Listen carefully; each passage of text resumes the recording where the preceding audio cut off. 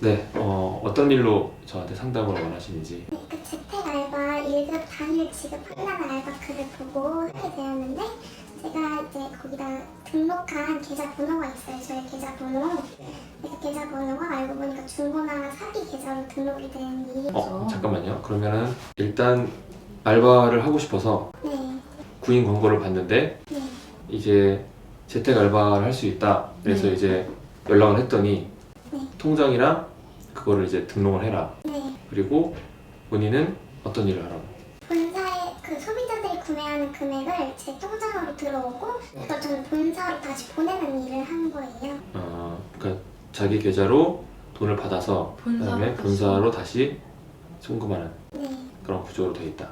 근데 이제 여기서 어떤 문제가? 근데 알고 보니까 제가 일을 하는데 제 계좌로 이제 1원씩 송금이 되면서 이거 사기 계좌다, 중고나 사기다 이러면서 사람들이 연락이 오더라고요. 다른 사람들이 네, 제가 좀 이상해가지고 이제 물어봤는데 그 저를 관리해 주시는 분한테 그 사람이 이제 아니다, 뭐 다른 경쟁 업체에서 뭐 시기를 해서 그런 거다, 아니면 소비자들이 환불 절차를 제대로 안 거치고 저한테 연락을 하는 거다 해서 안심을 했는데 이 한 번 더 연락이 오니까 제가 좀 이상한 것 같아서 알아봤는데 이제 사기란 걸 알게 됐어요.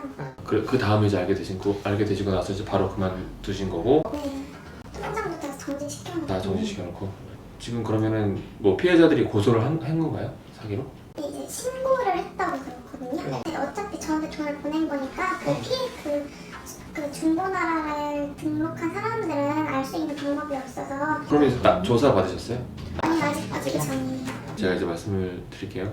어떤 죄가 있으면 그 죄를 고의로 처음부터 계획을 한 사람이 있을 거고 아니면은 죄를 저지르는 데 있어서 그 절차에 있어서 도움을 주는 사람이 있을 거고 아니면 죄인지 몰랐는데 뭐 어렴풋이 알았는데 이 사람이 죄 짓는 것 같아. 근데 알면서도 묵인하는 경우가 있을 거고 아니면 알면서도 그 죄를 좀 더 용이하게 저지를 수 있도록 도와주는 사람이 있을 거 아니에요. 전자로 말씀드린 처음부터 계획한 사람이 정범이라고 해요.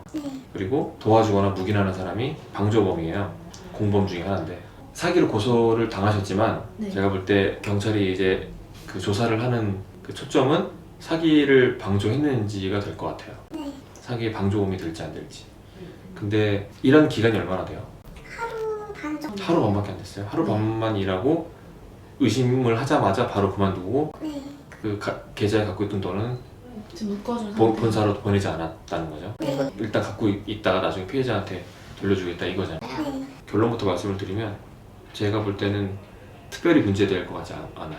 방조도 만약에 얘네들이 사기인가? 이런 의심을 하는 상태에서 그리고 조금 사기인 것 같아.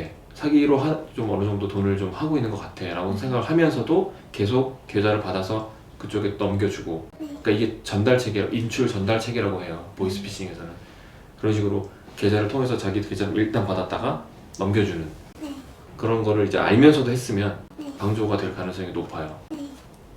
근데 지금 경우처럼 전혀 모르는 상태에서 결제 대금 관리만 하는 줄 알고 하고 있다가 의심을 하자마자 그만두고 있는 돈은 다 갖고 있잖아요. 그럼 제가 볼 때 거의 방조까지 안 갈 것 같거든요. 경찰은 뭐 따로 어떤 말을 하지 않았나요? 혹시 기소유예 될 수도 있다고. 기소유예가 뭔지는 아세요? 네. 기소유예는 죄가 될 수 있는 사항이라는 거는 알고 있는 거예요. 근데 아예 그냥 봐줄게 이거예요. 기소하지 않고. 큰 일이 아니니까 이 정도 봐줄게 이렇게 하면서 기소유예 하는 건데 6개월 정도 남을 수 있어요, 기록에. 근데 이제 그거는 뭐 나중에는 지워지니까 괜찮으신 거고. 혹시라도 저한테 민사소송이 걸려오면은. 그러니까요. 그게 이제 문제인데 민사소송을 거는 이 근거가 되는 게 일단 처음으로 이 750조의 불법행위 책임이 있어요. 어떤 사람이 고의로 불법한 행위, 위법한 행위를 상대방에게 손해를 강하면 그 손해에 대한 액수를 이제 배상해야 하는 책임이거든요. 근데 이제 이거는 고의잖아요. 고의로 내가 일부러 했을 경우. 근데 실수를 했을 경우도 있잖아요. 전혀 모르고. 근데 우리나라 판례상 이렇게 실수, 그러니까 과실로 인해서 어떤 불법한 행위에 대해서 방조를 해서 그 불법의 행위 때문에 어떤 피해자들이 생겼어. 그럼 피해자들이 이 방조한 사람한테 그 책임을 져야 한다 이런 판례가 있거든요. 과실에 의한 방조도 인정이 돼서 여기에는 좀 걸릴 수 있을 것 같아요. 근데 판례에서 뭐라고 하냐면 이 사람이 과실이었고 잘 몰랐으니까 그 책임을 원래 책임 다를 지는 게 아니라 그 책임의 크기를 매우 작게 제한해야 된다 이렇게 기재해놨거든요. 네. 그러니까 만약에 그 사람들이 민사적으로 이걸 청구한다 하더라도 근데 과실에 의한 방조가 인정될지 안 될지도 모르겠어요. 아예 안 돼서 책임 아예 없다고 될 수도 있거든요. 근데 물론 받은 금액은 이제 주셔야겠지만 그 크기는 되게 작을 거라는 거죠. 그 만약에 예를 들어서 피해자들의 피해 금액이 예를 들어 1,000만 원이다. 네. 그럼 그 1,000만 원은 다가 아니라 예를 들어서 한 20-30%만 책임을 진다. 이렇게 네. 되는 거죠. 왜냐면 나머지는 정범들이 고의로 한 사람들이 책임을 져야 되니까 네. 과실에 의한 사람들은 조금 그 크기가 작아져야 되니까. 그래서 큰 걱정은 제가 봤을 때 안 해도 되는데 네. 그래도 처음 이제 경찰서 가시고 뭐 이러다 보니까 아무래도 걱정이 겁먹고 막 이렇게 되실 거 아니에요. 너무 걱정 안 하셔도 되고 조사도 금방 끝날 거예요. 제가 볼 때 한 번 정도 가시고 아마 끝날 거예요. 절대 뭐 조금이라도 일말의 의심이 생겼을 경우에 바로 그만두고 난 안 했다. 이 정도의 증거가 있으면 확실하죠. 네. 조사 일정 뭐 1, 2주대로 나올 것 같고 네. 한 번 받으면 아마 제가 볼 때는 바로 검찰로 넘어가고 검찰에서 바로 그냥 끝낼 것 같거든요. 혐의 없음으로 나오던가 아니면 혐의 없음이 나올 거야 제가 볼 때. 네. 또는 제일 최악의 경우가 기소유예. 죄로는 의심이 되긴 하는데 그냥 봐줘야겠다. 이 정도 기소유예로 끝날 테니까 너무 걱정 안 하셔도 될 것 같아요. 네. 감사합니다. 잘 해결됐으면 좋겠습니다. 감사합니다. 그리고 이분은 이제 사연을 보내주시긴 했는데 오늘 원래 약속이 되어 있었는데 결국 못 오셨어요. 하지만 못 오셔서 이 사연에 대해서는 조금 제가 요즘 새로 나온 신종 사기 수법 같기도 하고 좀 이제 많은 분들이 좀 경각심을 가지셔야 될 것 같아서 좀 이 사연을 좀 소개를 해드리려고 해요. 어떤 사연이냐면 인스타그램, 그러니까 SNS를 하시는 분인데 어떤 다른 사람이 인스타 협찬을 해준다면서 그 협찬 물건을 받기 전에 돈을 얼마를 내면 그 협찬할 물건을 주고 그 다음에 나중에 광고비를 주겠다 뭐 이런 식으로 이제 말을 했나 봐요. 그래서 이분은 그 얘기를 믿고 이제 얼마를 보냈나 봐요. 금액이 한 50만 원 그리고 그분 친구는 한 60만 원 정도를 그 이제 협찬을 해주겠다는 사람에게 보증금조로 보낸 거죠. 근데 알고 보니까 보낸 이후에 어떤 연락도 없고 그냥 잠적해버린 거예요. 그래서 이제 사기다 이렇게 느끼고 바로 이제 경찰에 신고를 했더니 이런 식으로 당한 사람이 이번에 이 사람만 신고한 사람이 한 10명이 넘는 거예요. 이 10명만 당한 게 아니겠죠. 그리고 이렇게 사기치는 사람이 지금 점점 늘어나고 있을 것 같아요. 이분은 이제 사연을 보내신 이유가 고소는 다 진행이 됐고 그 다음에 경찰에서도 사기가 다 인정이 돼서 이제 처벌 단계로 넘어가고 있는 단계인 것 같은데 처벌만이 능사가 아니잖아요. 그래서 이제 민사소송에 대해서는 간단하게 말씀을 드리면 이렇게 소액소송은 소송을 걸기보다는 지급명령 신청이라는 단계가 있어요.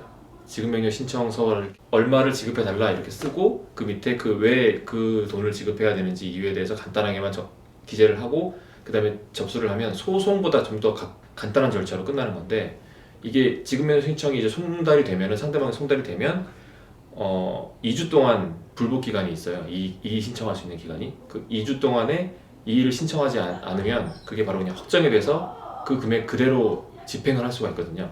그렇기 때문에 소송보다 훨씬 더 빠르게 끝나는 그런 장점이 있기 때문에 이렇게 소액일 때는 좀 더 이런 절차를 많이 이용하는 경우가 많아요. 근데 예를 들어서 여기서 이제 이의를 신청하게 되면 조금 이제 좀 소액 사건으로 넘어가면서 일반 민사소송과 비슷하게 좀 시간이 오래 걸리게 되거든요. 그런 단점이 좀 있긴 하지만 일단은 지급명령 신청으로 시작하시는 게 좋을 것 같고 이분은 이런 사연을 소개를 해드렸는데 이런 사연을 바탕으로 해서 조금 절대 인스타 협찬 같은 거 할 때 보증금 쪽으로 뭐 얼마를 먼저 내라 그래야만 우리가 이 물건을 보내주고 광고비를 줄 수 있다 뭐 이런 식으로 진행하는 광고 에이전시는 절대 없거든요.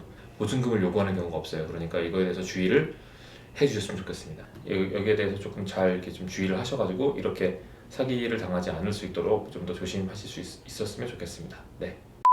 오늘 이렇게 두 분 상담을 마쳤고 그리고 마지막 사연 소개까지 이제 마쳤는데 그렇게 크게 걱정하시지 않아도 되는 뭐 그런 사연도 있었고 아니면 조금 이제 좀 복잡하게 가야 될 이런 사연도 있긴 했는데 물론 앞으로도 이게 상담만으로 끝나는 게 아니라 앞으로 계속 이제 이분들이 도움을 요청하시면 계속 이제 도움을 드릴 생각이 있고 제가 직접 만나지 않았다 하더라도 저한테 사연 보내주신 분들에 한해서는 조금 저도 이제 하나하나 다 이제 답을 좀 드리려고 해요. 그러니까 너무 메일 보냈는데 왜 답장도 안 오고 상담도 하나도 못 받고 좀 서운하다 이렇게 생각하지 마시고 제가 천천히 좀 시간이 걸리더라도 다 답장을 해드릴 테니까 너무 걱정하지 마시고 앞으로도 이제 뭐 이번에는 이제 사기 피해에 대해서 이제 사연을 모았지만 앞으로는 또 다른 사연도 좀 모으려고 해요. 뭐 폭행 사건이나 여러 가지 형사 사건에 관련해서, 그리고 또 민사 사건에서도 뭐 여러 가지 사연들이 좀 억울하신 사연들을 좀 모아서 좀 제가 직접적으로 금전적인 거 전혀 없이 그냥 무료로 도움을 드릴 수 있는 그런 이런 기회들을 많이 마련을 할 테니까 그때마다 많이 관심을 가져주셨으면 감사하겠습니다. 네, 오늘 이렇게 잘 촬영을 마쳤고요. 다음에 또 재밌는 컨텐츠로 다시 한번 돌아오도록 하겠습니다. 네, 감사합니다.